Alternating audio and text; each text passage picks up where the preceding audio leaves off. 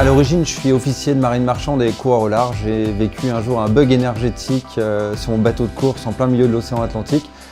J'ai trouvé que nos navires n'étaient pas assez intelligents.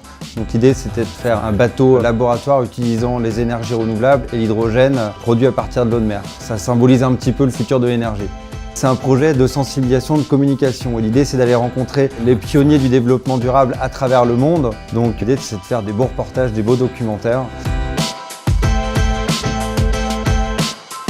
On essaie de démontrer avec ce navire qu'on peut développer une mobilité maritime propre. Ce qui est intéressant, c'est qu'on est en autoconsommation, on produit ce que l'on consomme. C'est le premier navire hydrogène qui entame un tour du monde. On a une propulsion électrique basée sur la production d'énergie renouvelable, éolien, solaire, photovoltaïque, le stockage court terme qui sont les batteries et le long terme qui est l'hydrogène.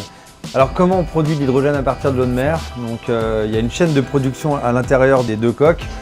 On désalinise l'eau de mer, on la déionise, on casse la molécule, on garde le dit hydrogène que l'on comprime à 350 bars et on restitue cet hydrogène en électricité et en chaleur.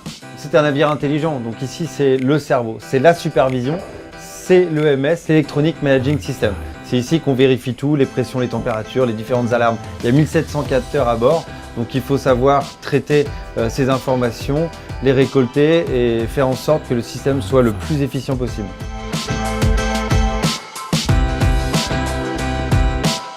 Tous les équipements PC et imprimantes HP nous permettent de collaborer. Maintenant, on est une cinquantaine de personnes entre les bureaux à Saint-Malo, Grenoble, Paris et puis le navire qui fait le tour du monde.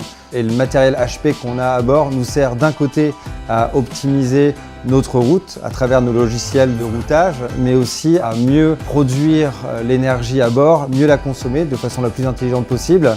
Et en parallèle, on a aussi toute l'informatique HP pour pouvoir faire des montages pour tous les films documentaires qu'on produit à travers le monde.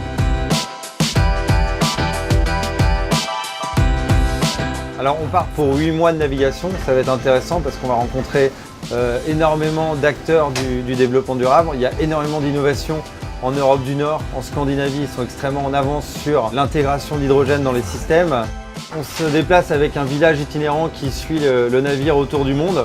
Et donc à chaque fois qu'on s'est arrêté, qu'on a sensibilisé le public, les médias ou les politiques, on a vu qu'il y avait des nouvelles initiatives après le passage Energy Observer, des initiatives qui veulent accélérer la transition énergétique.